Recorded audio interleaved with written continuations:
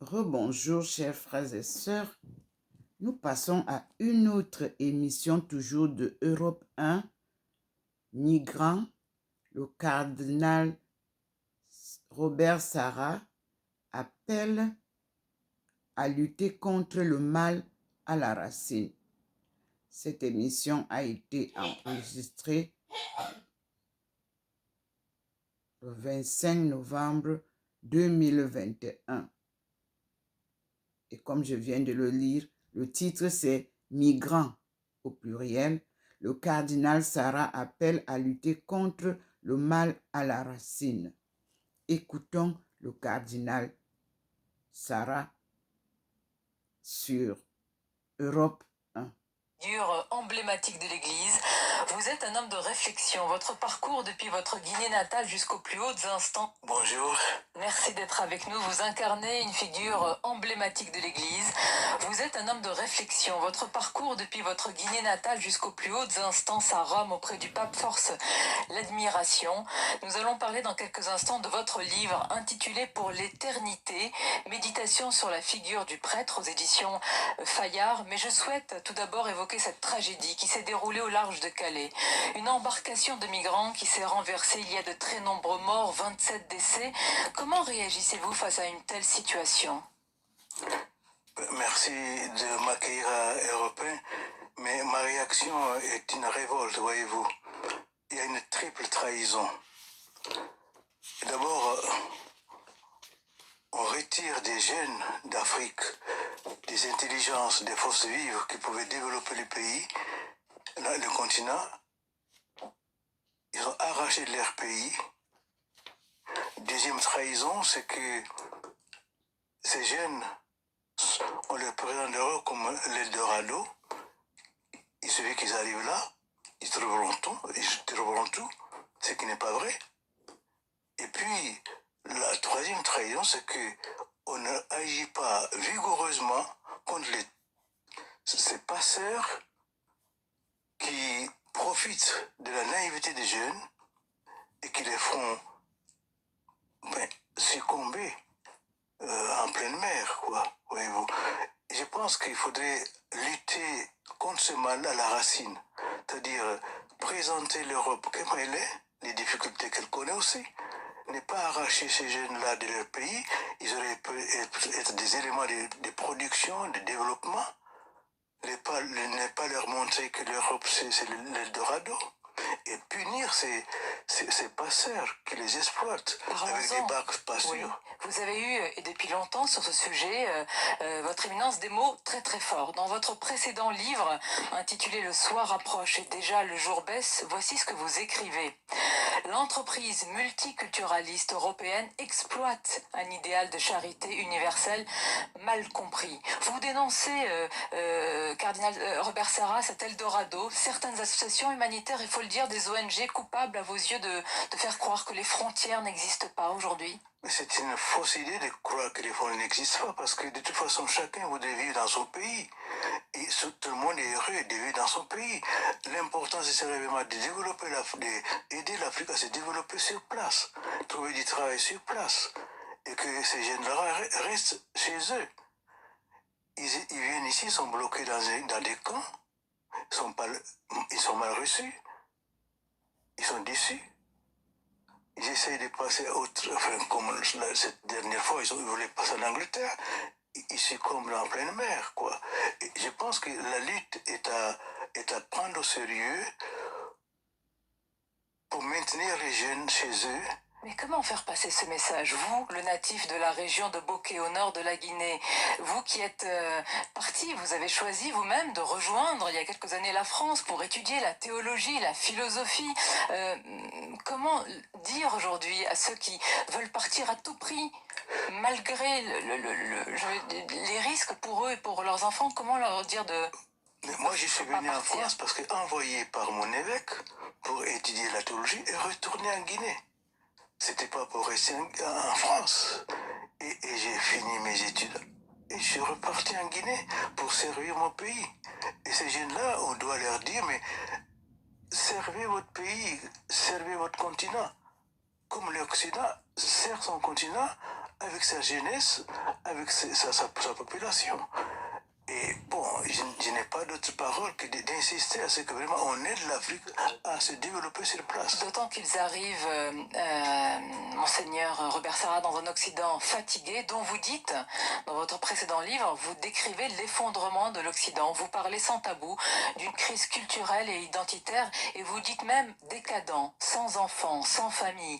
L'Occident disparaîtra, noyé, éliminé par une population d'origine islamique. L'Occident a renié ses racines chrétiennes, mais un arbre sans racines meurt. C'est cela qui attend l'Occident? C'est ce qui va se passer, parce que voyez-vous, un arbre a beau être énorme, grand, s'il perd ses racines, cet arbre meurt. Un fleuve peut être majestueux, énorme, mais si ce fleuve se coupe de sa source, elle disparaîtra. Mais quelle est sa source? La source, je pense que c'est... Qu'est-ce qui a fait l'Occident? C'est le christianisme. Le christianisme a façonné l'Occident. Regardez sa culture, l'art, son histoire, sa musique, tout est formé par une inspiration chrétienne. Et si on dit qu'on n'est plus chrétien, qu'on n'a plus la racine chrétienne, on est comme un arbre qui flotte sans racines. Et un arbre qui flotte sans racines n'a pas d'avenir. L'Europe, à mon avis, si elle continue dans ce sens, n'aura pas d'avenir. Elle va être envahie par une population étrangère. Monseigneur Robert Sarah, on entend ce que vous dites, mais savez-vous, en France en particulier, que dire cela, dire qu'il y a un risque de basculement, c'est ce que vous êtes en train de dire, démographique ou religieux, fait passer votre pensée pour conservatrice. Que répondez-vous à ceux qui vous disent dire qu'il y a un risque par l'arrivée d'autres populations, c'est ne pas être ouvert, ne pas accepter cela? Mais dites-moi, quelle est la personne ou la nation qui ne conserve pas son héritage, qui ne garde pas précieusement son héritage? Si on me considère comme traditionnaliste, je veux bien, mais mon idée, c'est que chacun garde ses racines, garde son origine, garde sa richesse culturelle, sa richesse historique, son héritage, et le communique à ses enfants, à ses petits-enfants. C'est ce que nous avons reçu, nous tous. Moi, j'ai reçu de mes parents ce que les parents ont reçu de leurs parents. J'ai reçu la culture occidentale et je vais essayer de le transmettre parce que c'est une richesse que j'ai reçue de vous. C'est ce que j'essaie de faire, moi. Je ne regrette pas du tout d'être venu en France et d'avoir une culture française. Vous dites à l'Europe, à l'Occident, cessez de vous autodétruire, en somme, si je vous entends bien. C'est une autodestruction, c'est vrai. Et bon, j'espère que l'Europe prendra conscience qu'il faut quand même discerner, qu'il faut évoluer, mais avec intelligence, tout en gardant ses racines, tout en gardant sa tradition.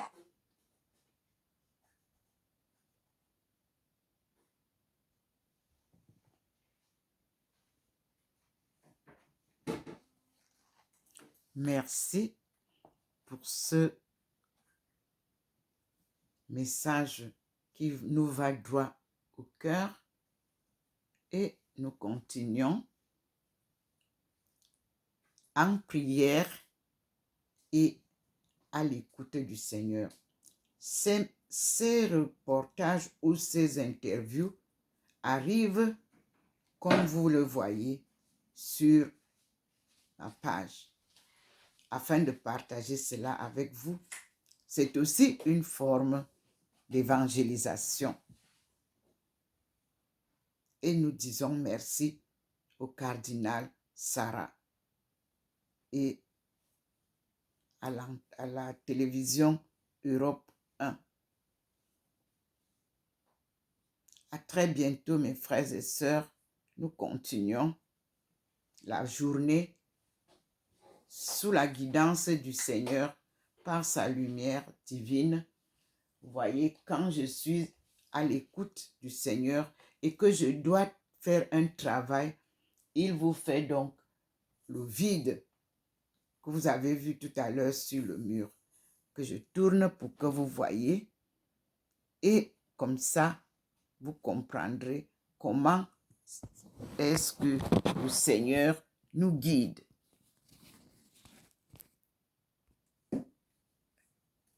Devant la Trinité sainte, vous voyez bien le scintillement du Seigneur.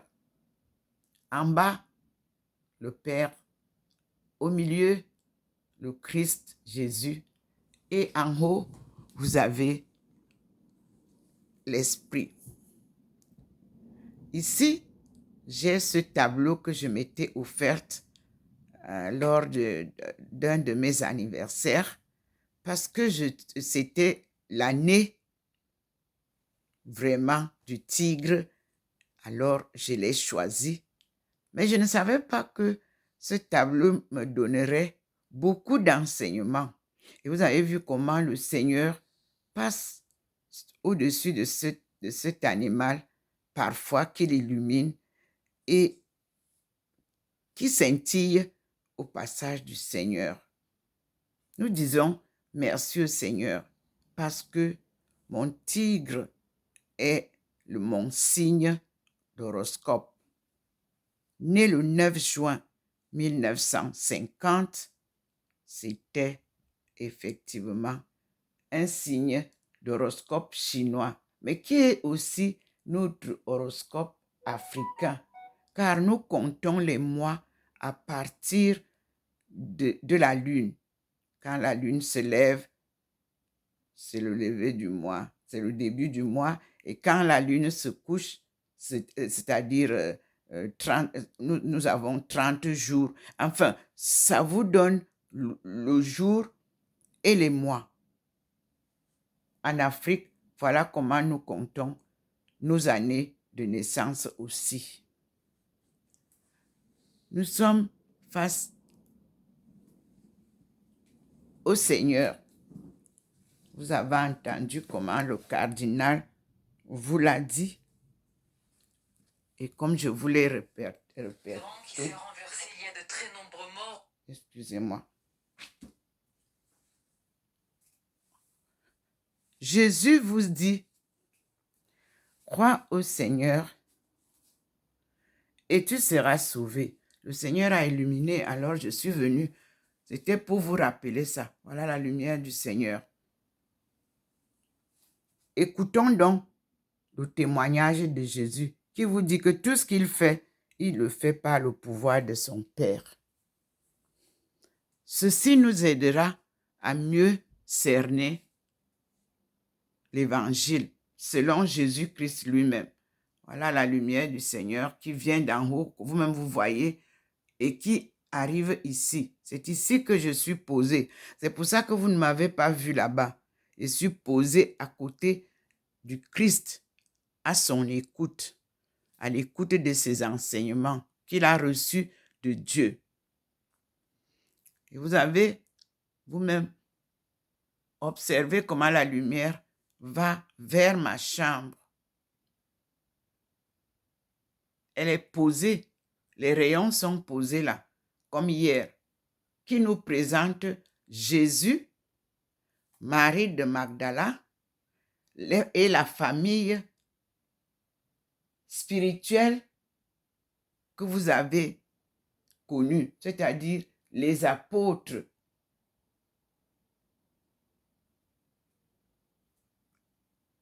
Vous êtes là où je suis assise. Je viens de me lever. Et vous voyez que ce n'est que la lumière qui est là. Il n'y a rien d'autre. Nous continuons. Voyez bien que comme je suis assise là-bas, voici comment je suis assise au pied de Jésus. Mais vous voyez que ma face n'est pas très illuminée, mais le Seigneur vous montre quand même que je suis assise en permanence au pied de Jésus-Christ, à son écoute, et de Marie de Magdala. Nous allons en haut et nous observons que depuis le début des apparitions, le couple saint, Jésus et Marie de Magdala, reste toujours posé au coin. Tout à l'heure, à l'autre vidéo, vous n'avez pas vu ma face, mais elle est quand même, il vous a fait voir pour comprendre, il vous fait voir maintenant pour comprendre que ce n'est pas que je ne suis pas là, mais il diminue la luminosité pour faire autre chose.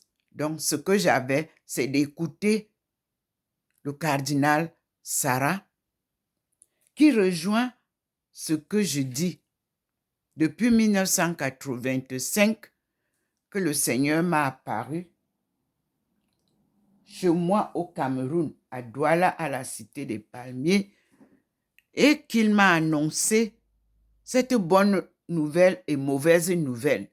C'est-à-dire bonne parce que il avait promis remédier à cette situation cruciale de la famille détruite par les méchants.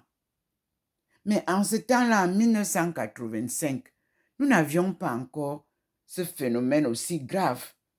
Aujourd'hui, toutes les familles sont détruites. Mais nous avons foi en la promesse de Dieu. Il a dit qu'il remettra de l'ordre dans les familles. Et ce sera comme un clic d'Internet, comme vous faites là. Et tout redeviendra en ordre. Nous y croyons et nous disons merci au Seigneur. Vous avez le sentiment, vous voyez, c'est pas le vent qui souffle là, non.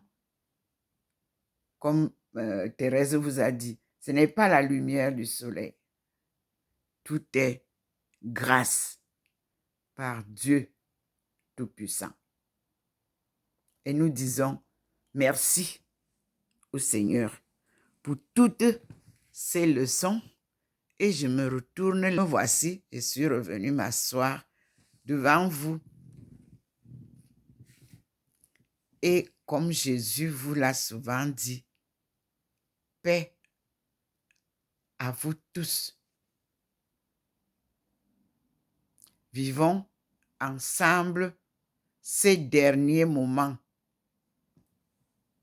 car nous sommes au 21e siècle, appelé le siècle africain, au niveau des Nations Unies, où je suis volontaire bénévole depuis la conférence des femmes et même avant, parce que j'ai été cooptée 6 mois avant pour préparer cet événement qui s'est passé à Beijing en 1995. Et comme j'ai promis à toutes mes sœurs que j'appelle les Citas d'Afrique, oui, je vous ai promis que je ne faillirai jamais.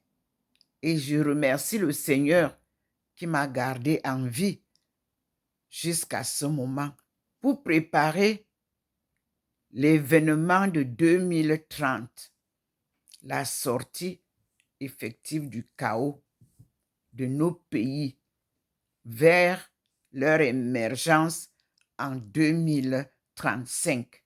Mais la femme va préparer cet événement, coûte que vaille, que les politiciens le veulent ou pas. La date de l'année 2025 n'était pas une date des élections autour du monde. Nous allons voir si c'est les politiciens qui sont plus forts ou Dieu. Son agenda est à respecter. La femme accueille le monde entier au pied du mont du char de Dieu en 2025. C'est ce que le Seigneur nous a promis, afin de préparer les hommes, la jeunesse, les femmes, les associations qui sont en train d'être dénoncées là, les ONG et tout ça, pour que tout se passe selon le plan divin. Je ne suis qu'un instrument que le Seigneur utilise pour vous annoncer sa bonne nouvelle et surtout être porté par Jésus-Christ, sa mère, sa femme, pour vous annoncer les merveilles de sa parole de vérité qu'il va apporter C'est lui qui nous apporte la bonne nouvelle. Le Jésus noir que aujourd'hui tout le monde a accepté. Mais depuis 1985, personne n'acceptait que Jésus était noir. Mais je ne me suis pas découragée, puisqu'à chaque fois que je les voyais, je voyais quelqu'un de noir. Et j'ai insisté, j'ai tenu bon dans la détermination et surtout en obéissance au Seigneur et la voix de ce Dieu invisible qui me rassure toujours. Et je vous assure, c'est beau de voir que cette mission est en train de s'accomplir pas à pas, illuminée par sa lumière, sur un chemin inconnu d'avance, mais qu'il trace lui-même. Nous arrivons enfin à la fin de nos misères. Enfin, Dieu vient relever son peuple, plongé dans les souffrances, les humiliations inédites. Le Seigneur fait un boom comme il l'a fait à la Chine, en Afrique, après l'Inde. On ne saute aucune étape. Nous marchons selon la volonté de Dieu. Et nous remercions tous ceux qui nous accompagnent en prière. Et je vous dis, rien n'est plus fort que la prière en compagnie de Dieu. Car à Dieu, rien n'est impossible, comme je l'ai dit. Et comme mon père spirituel, paix à son âme, le cardinal Toumi avait dit, ma fille, tout est possible avec Dieu. Oui, je vous le confirme. Et je vous dis, effectivement, tout est possible avec Dieu. Et rien n'est impossible avec Dieu. À tout à l'heure, mes frères et sœurs. Je vous ai bien sûr dit que nous sommes aujourd'hui le 29 avril 2024. Je suis docteur Ntomo Mlingi Thérèse, servante du Seigneur et son peuple choisi, économiste anthropologue spécialisé en économie mondiale, relations internationales et développement économique, qui a amorcé l'anthropologie religieuse parce que le Seigneur m'a fait découvrir que les guerres, les discussions, tout ça, les religieux sont dedans. Donc, ils ne peuvent pas rester hors de ça. Ils sont impliqués et le Seigneur veut frapper pour montrer que tous ceux qui sont impliqués dans ces jeux maléfiques, Dieu les fait sortir à la lumière, c'est-à-dire il est le juste.